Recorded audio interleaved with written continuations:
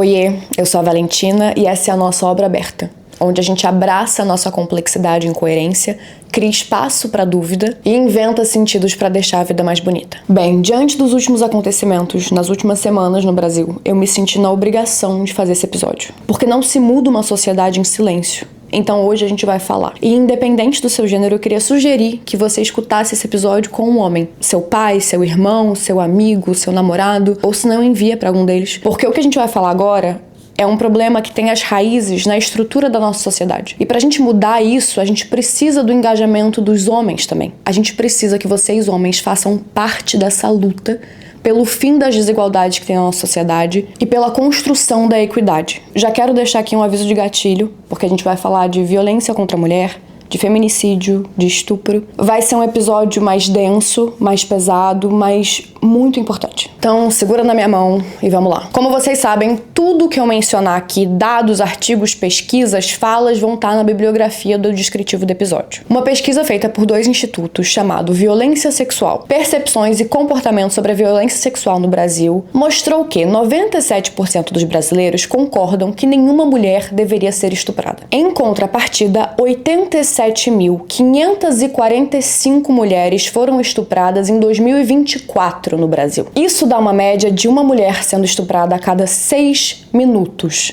no Brasil. Não parece, no mínimo, um pouco contraditório? O que é que embaralha a mensagem entre a percepção de que nenhuma mulher deveria ser estuprada e esse número escandaloso de estupros no Brasil? O que é que faz com que homens não se vejam como agressores?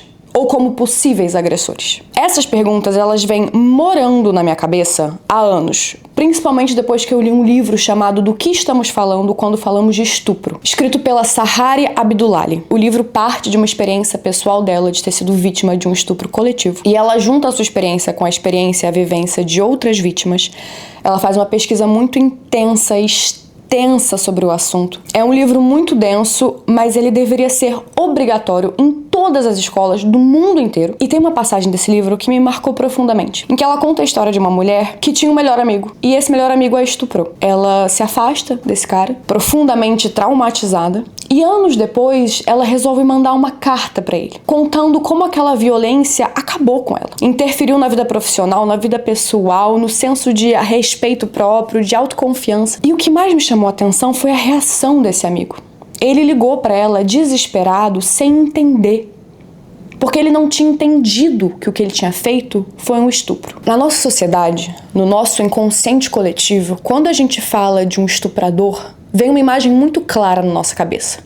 Ou palavras atreladas a ele, como é um monstro, é um perverso, é um doente, é um assaltante que vai surpreender uma mulher num beco escuro e violentá-la. Só que essa não é a realidade. No Brasil, 76% das vítimas de estupro tinham algum vínculo pessoal com o agressor. Era um pai, um tio, um avô, um irmão, um primo, um padrasto, um namorado. A gente fazer desse assunto um tabu, a gente não ter educação sexual nas escolas, faz com que perpetue essa imagem do estuprador como alguém muito distante da gente. Quando a gente não fala sobre o que é a violência sexual, de onde ela vem, quem pode cometê-la, por que isso acontece, se a gente não ensina às nossas crianças o que é estupro, o que é consentimento, se a gente faz desse assunto um grande segredo, vai ficar muito difícil de combatê-lo. Essa mesma pesquisa trouxe os seguintes dados. Para 42% dos homens, a violência sexual acontece porque a mulher provoca. Quando esses entrevistados foram perguntados por que um homem cometeria violência sexual contra a mulher, brasileiros e brasileiras concordaram com respostas que justificam essa violência. Como? Para 67%, o homem comete violência sexual porque não consegue controlar os seus impulsos. Para 58%, porque o homem bebe ou usa droga. E para 32%, porque ele tem algum problema mental. Eu não vou nem entrar no mérito do preconceito contra pessoas que têm alguma questão mental, porque senão a gente vai muito longe. Mas isso é um absurdo. Ler esses dados me fez pensar numa trend que tá muito viralizada no TikTok da gringa, que é basicamente mulheres colocando pedaços de biscoitos caninos, de carne, de frango, na frente dos seus cachorros. Eu vi até um vídeo de uma mulher fazendo isso na frente de um tigre. E esses animais, eles não tentam pegar a carne até que essa mulher autorize. São animais que, apesar de terem um instinto, são treinados para respeitar as suas donas. Então, enquanto elas não falam sim, o cachorro não tenta pegar a carne. E a provocação é tão clara. É sério que um cachorro tem mais autocontrole do que um homem? E também fica inevitável a gente pensar naquela outra trend que viralizou, se não me engano, no final do ano passado, de mulheres respondendo que preferem encontrar no meio de uma floresta um urso do que encontrar um homem. E eu pergunto pra vocês, homens, isso não assusta vocês?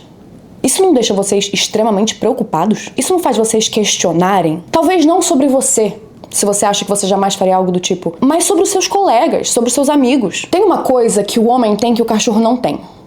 Cultura. E existe uma cultura muito específica no Brasil e eu diria na maioria dos países do mundo, que é a cultura do estupro. A cultura do estupro é a soma de diversas falas, comportamentos, crenças, atitudes que fazemos, dizemos, acreditamos e que, em última instância, estimulam agressões sexuais e violência contra a mulher. E por que a gente fala de cultura?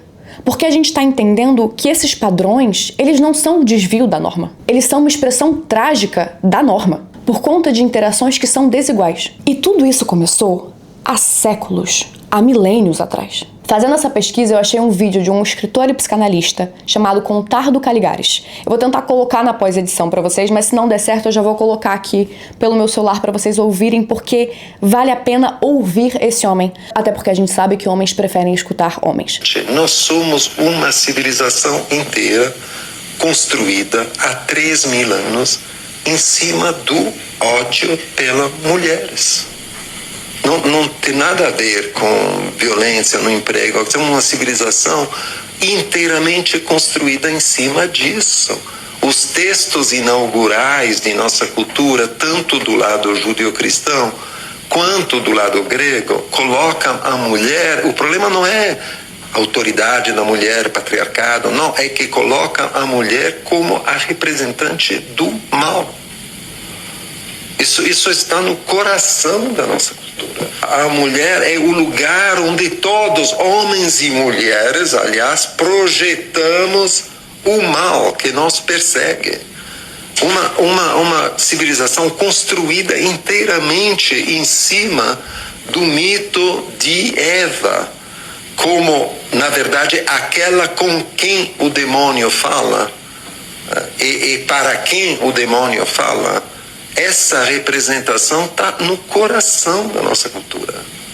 Então, a misoginia não é um acidente. A misoginia está no coração de quem nós somos.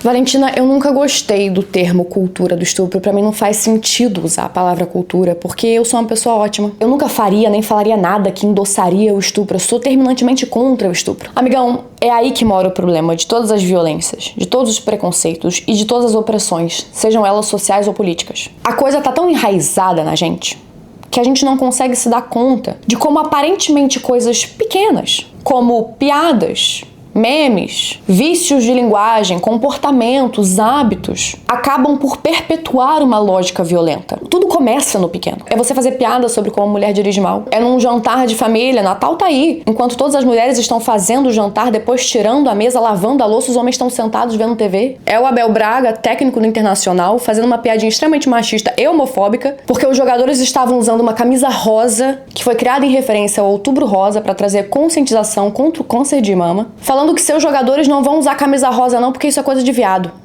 É você estar em grupo de WhatsApp em que as pessoas ficam mandando vídeo e foto de mulher pelada.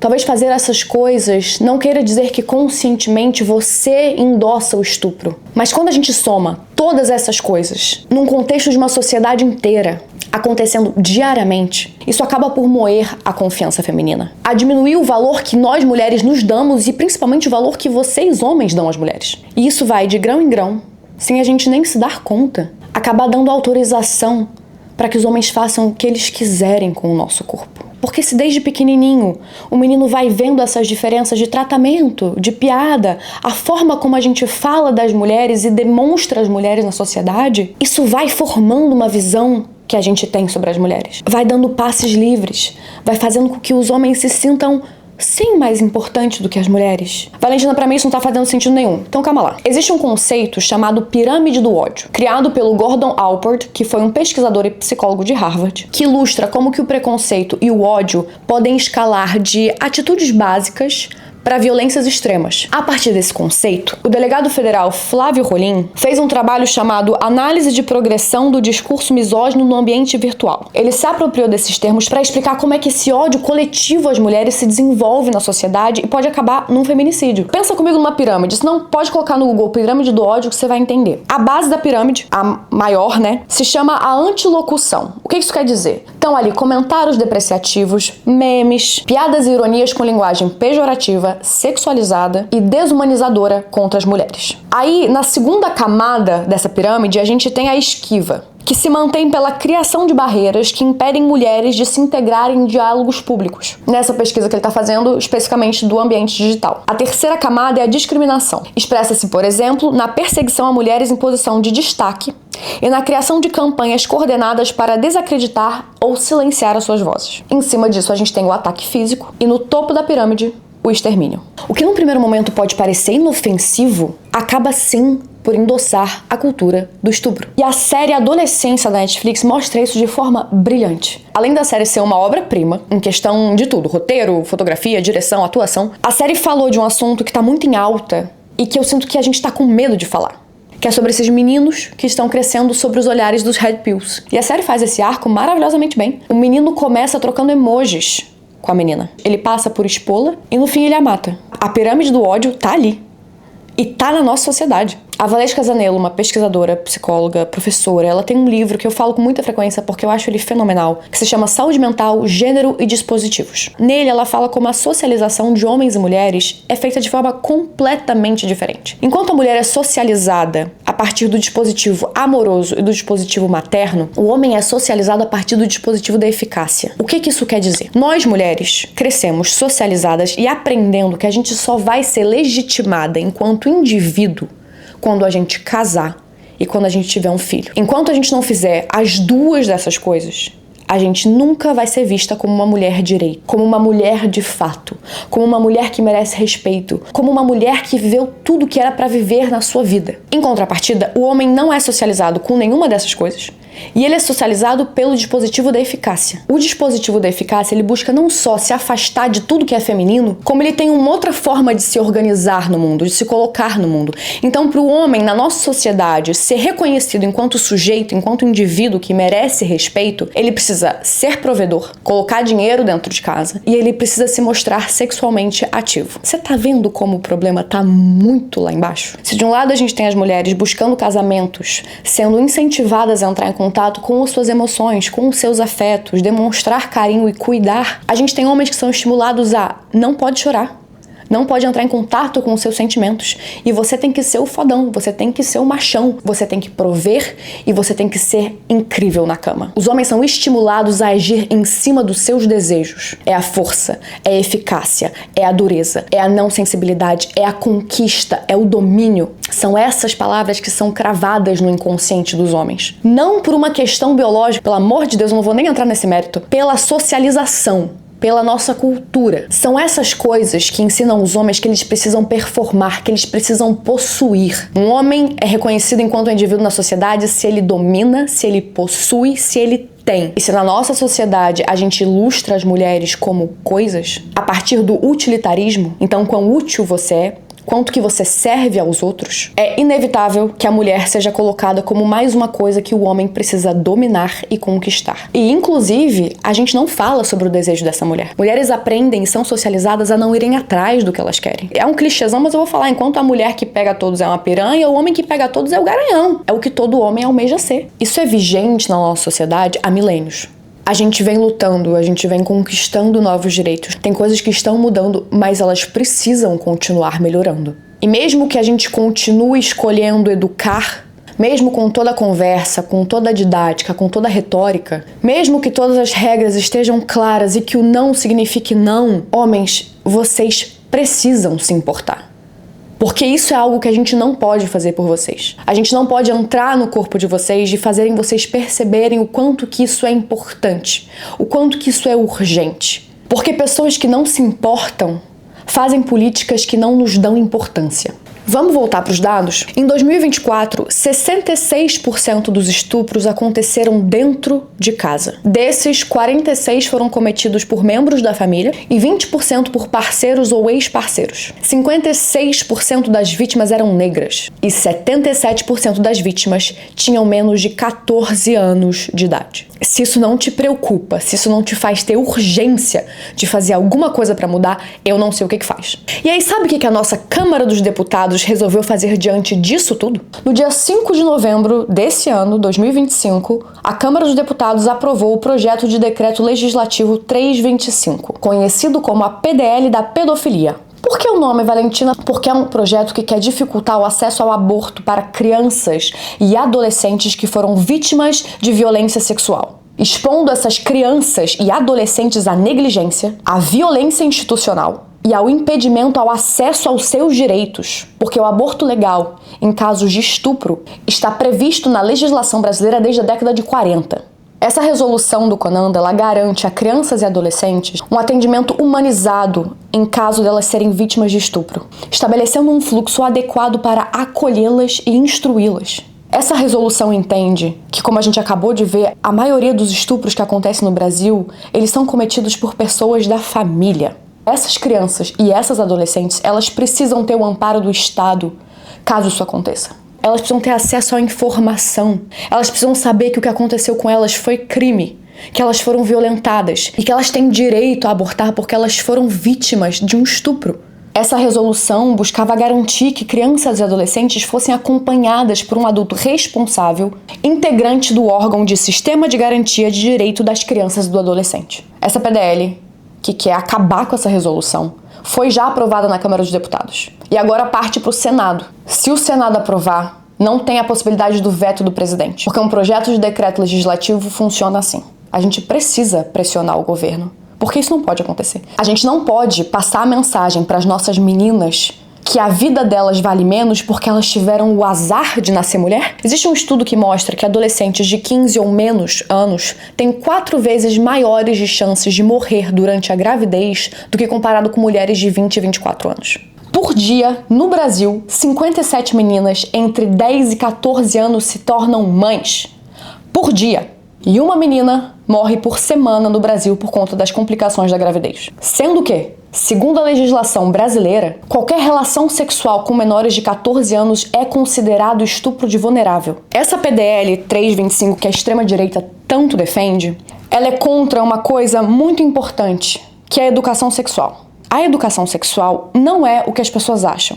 Educação sexual não é incentivar crianças e adolescentes a transarem. Dizer isso é distorcer o discurso em nome de algo muito perigoso. A educação sexual ela é crucial para garantir o empoderamento do indivíduo, para desconstruir tabus, para promover a saúde física e mental e, mais importante de tudo, para prevenir abusos. Porque quando uma criança aprende o que é um abuso, e ela aprende que aquilo é errado, e ela aprende que pais responsáveis, professores deveriam protegê-la, ela tem informação para se proteger também. A educação sexual não é você chegar para uma criança de 3 anos e falar sobre a cultura do estupro, mostrar para ela um vídeo de pessoas transando e falar para ela como é que funciona. Isso não é educação sexual. A educação sexual, que é urgente existir em todas as escolas no Brasil inteiro, ela reconhece a limitação da idade de cada indivíduo. Então é você chegar numa criança de 2, 3 anos e falar: filha ou aluna, sobrinha, a região dos seus peitos, a região da sua área íntima, são regiões íntimas. Ninguém pode tocar nelas. Se alguém tocar nelas, você conta pra mamãe? Se alguém tocar nelas, você conta pra titia? Isso ir se desenvolvendo à medida que a criança e o adolescente for crescendo. Sabe quem é que ganha quando a gente não tem educação sexual no Brasil? Pedófilos. Eles se beneficiam demais. Porque quando uma criança não sabe que aquilo é crime, que aquele adulto tem que ser penalizado por aquilo, ela não vai atrás de garantir os seus direitos. Ela não vai contar para os pais porque ela vai ter vergonha. Porque aquele agressor vai manipulá-la, vai ameaçá-la. E a educação sexual, ela ensina consentimento. Uma palavra que a gente parece saber do que se trata, mas talvez não. Falar de consentimento, ensinar sobre consentimento é essencial pra gente lutar contra a cultura do estupro. Existe um vídeo genial, eu vou deixar aqui no descritivo do episódio, ele infelizmente tá em inglês, então eu vou tentar passar por ele por alto em português pra vocês. Que ele faz uma analogia muito clara entre sexo e oferecer chá. Pode parecer absurdo, mas fica aqui comigo. Se você tem uma visita na sua casa e você oferece um chá e a pessoa aceita, você vai dar o chá pra ela e ela vai beber. Tudo bem? Tudo bem. Agora vamos supor que essa pessoa tá na sua casa, você oferece chá e ela fala, eu não sei se eu quero. E aí você fala, bem, eu vou fazer, e aí quando ele ficar pronto você decide. Aí você faz o chá, quando ele ficar pronto, pode ser que a pessoa fale, eu quero sim. E pode ser que a pessoa fale, eu não quero. Cara, se a pessoa falar pra você que ela não quer chá, e ela tá na sua casa, eu duvido que você vai obrigar a pessoa a tomar um chá. Assim como pode ser que a pessoa aceite o chá, e aí na hora que o chá ficar pronto, ela não querer mais. Talvez você fique chateado ou chateado porque, você já fez o chá. Mas você não vai obrigar a pessoa a tomar o chá só porque você fez. Você consegue ver quão absurdo seria essa cena? Você fala, não, mas eu fiz o chá assim pra você, você vai tomar e você enfiar o chá na goela da pessoa? Assim como pode ser que a pessoa esteja na sua casa, ela queira o chá, mas quando o chá ficar pronto, ela dormiu. E você não vai enfiar o chá na boca da pessoa enquanto ela tá dormindo. Ou às vezes ela começou a tomar o chá e aí do nada ela dormiu, porque ela tava bêbada, porque ela tava cansada. A partir do momento que a pessoa caiu no sono, você não vai continuar dando chá pra ela. Percebe como essas cenas são absurdas quando a gente tá falando de uma xícara de chá? É só colocar sexo no lugar. Isso é uma forma da gente ensinar consentimento. Enquanto eu gravo esse episódio, estão acontecendo no Brasil diversas manifestações pelo fim da violência contra a mulher. É um grito coletivo que aponta para o machismo e faz questão de escancarar que ele é sim responsável pela violência contra a mulher. Segundo o Ministério da Justiça, em 2024, o Brasil registrou 1.459 feminicídios. Isso dá uma média de 4 mulheres mortas por dia. Existem séculos e milênios que a nossa sociedade é assim. Que a nossa sociedade é machista, que ela é patriarcal. Mas eu vi uma fala da Manuela Dávila que aponta algo que a gente tem que olhar com muito cuidado. Como a gente já falou, a socialização masculina se baseia em o homem ser capaz de sustentar economicamente e de ser apto de se relacionar sexualmente com quantas mulheres ele puder e for capaz. Só que a gente está vivendo um momento de crise brutal no capitalismo, em que o trabalho é cada vez mais precário, se trabalha cada vez mais e se ganha cada vez menos. E a nossa sociedade sendo do jeito que é, quem é que está deixando de prover? O homem. É como se esses homens não estivessem mais conseguindo honrar a trajetória que lhes foi embutida. Hoje em dia, um homem de 30 anos, ele vive pior do que o seu pai vivia. Não porque ele é menos capaz, mas porque a crise é maior. E aí, quem é a mulher que está do lado dele? Geralmente, é uma mulher que vive melhor do que a sua mãe. É uma mulher que tem mais direitos do que sua mãe teve. É uma mulher que tem mais independência do que a sua mãe teve. É uma mulher que está mais inserida no mercado de trabalho do que a sua mãe esteve. Alguns pesquisadores vêm falando que isso gera um sentimento de ressentimento de gênero. Como a gente não está tendo uma resposta coletiva sobre essa crise que a gente está enfrentando, é como se acabasse sendo mais fácil colocar a culpa desse fracasso que esse homem está enfrentando nas mulheres. Quando a gente não olha e não fala desse cenário econômico global e quando a gente já tem uma sociedade que é misógina, que odeia mulheres, essa é a resposta mais fácil. E aí se você tem um homem que não está conseguindo performar no trabalho como ele deveria, um homem que conquista menos do que seu pai, por exemplo, o que sobra? Se a gente como sociedade fala que um homem só é reconhecido como indivíduo quando ele provê financeiramente e quando ele é sexualmente ativo, a balança fica desbalanceada e aí cai muito pra esse lado. E quando a gente tem uma cultura do estupro, quando a gente tem uma cultura desigual, o mais fácil é atacar as mulheres. E eu vou trazer de novo a série Adolescência porque ela constrói isso muito bem. Se a nova geração de meninos vem crescendo com um ego ferido e a resposta óbvia da sociedade é culpar as mulheres e culpar as feministas, esse cenário é um prato cheio para os Red Pills. Para quem não sabe, o Red Pill é um movimento masculinista que constrói e defende uma narrativa de que as mulheres são todas controladoras, ambiciosas, aproveitadoras e manipuladoras. É um discurso que vai culpabilizar o feminismo pelos homens não estarem satisfeitos, que vai culpar as mulheres por a gente estar vivendo uma crise social e econômica no mundo inteiro. Um movimento que enaltece o macho alfa, que quer voltar para um passado em que a mulher era ainda mais subjugada, ainda mais submissa. E o que eu acho essencial da gente pensar aqui é que outra saída a gente está construindo para os nossos meninos. É aí que a gente tem que focar. É na educação que a gente dá para os nossos meninos. É em criar uma outra narrativa que os acolha e que não faça com que eles vejam como a única saída para eles não se sentirem tão maus o ataque às mulheres. Eu não tenho uma resposta. Eu vou adorar a gente falar sobre isso nos comentários. Porque isso é muito urgente. Se você tem um filho, um sobrinho, se você tem uma amiga que tem um filho, se você lida com crianças, a gente precisa incentivar os meninos a falarem de sentimentos. A gente tem que falar para os meninos que tá tudo bem chorar. A gente tem que criar outras narrativas. Porque os agressores que a gente vê hoje foram meninos. A gente fazer esses meninos se importarem e se sentirem incluídos na conversa. A gente tem que ensinar esses meninos o que é consentimento. A gente tem que ensinar esses meninos como é que se ama uma mulher de verdade, como é que se respeita uma mulher. Homens, vocês têm que dar o exemplo pros meninos. Porque homem escuta homem, menino escuta homem. Vocês precisam fazer parte disso.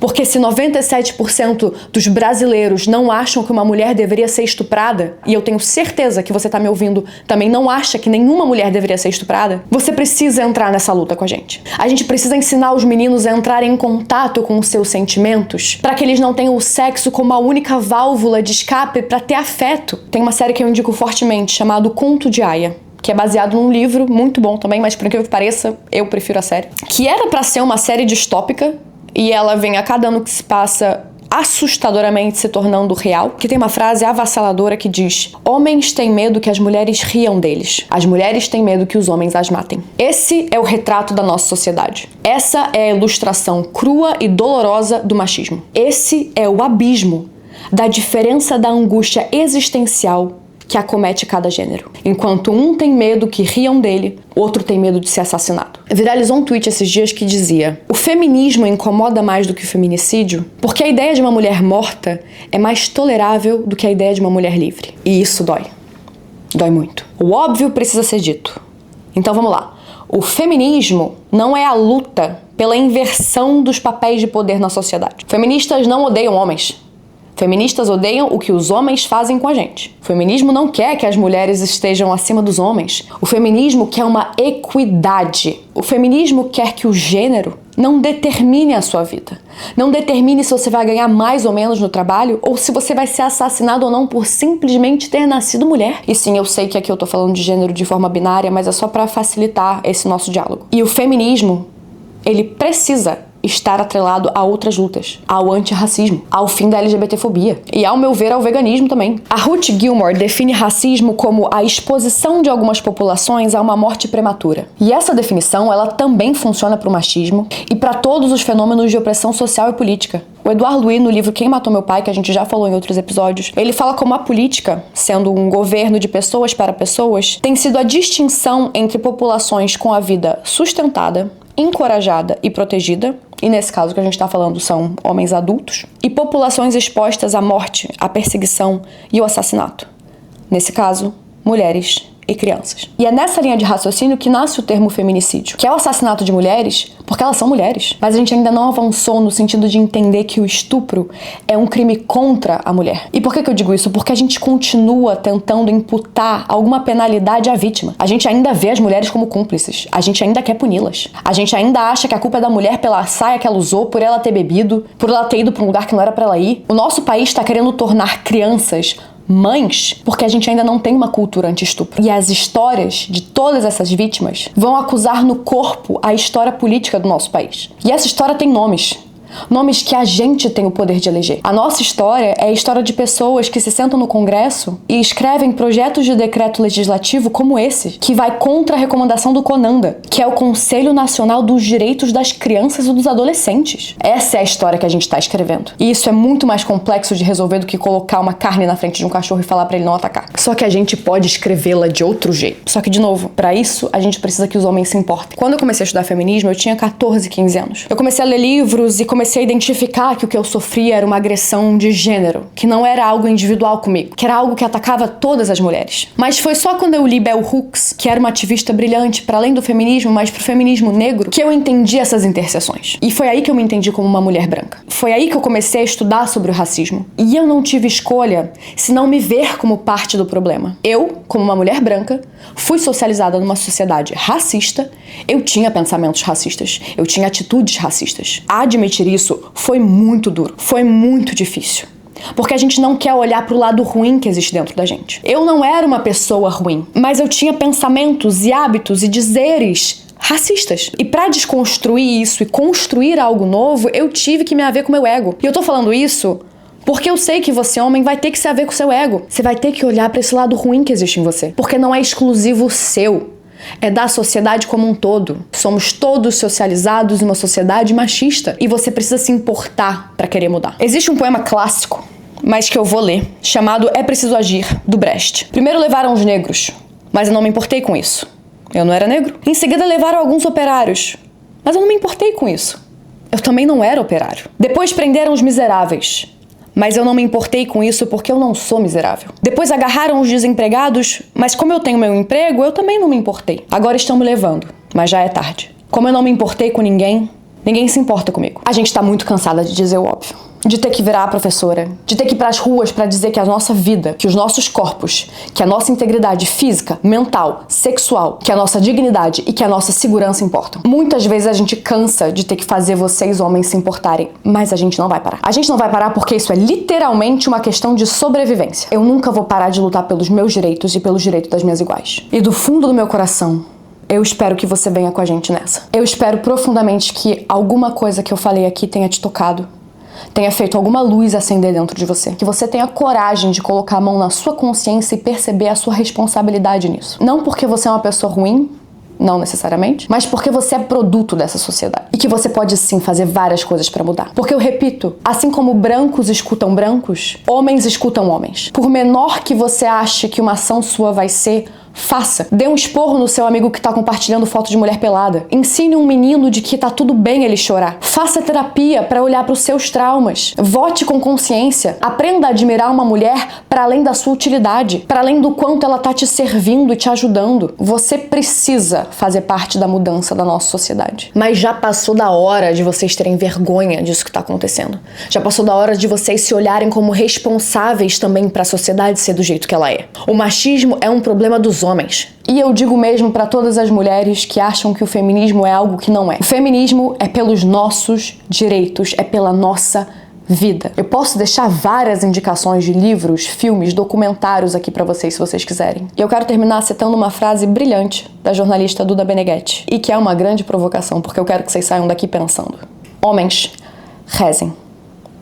Rezem pra gente continuar pedindo por equidade e não por vingança. Se você tá passando por algum tipo de violência ou conhece alguma mulher que tá passando por algum tipo de violência, por favor, ligue pra 180. Peça ajuda. Muito obrigada por ficarem até aqui. Compartilhe esse episódio com o máximo de pessoas que você puder, pra gente se conscientizar, pra gente falar, pra gente debater e pra gente achar soluções. Essa luta tem que ser uma luta de todo mundo. Senão ela não vai dar certo. Um beijo e até quarta que vem.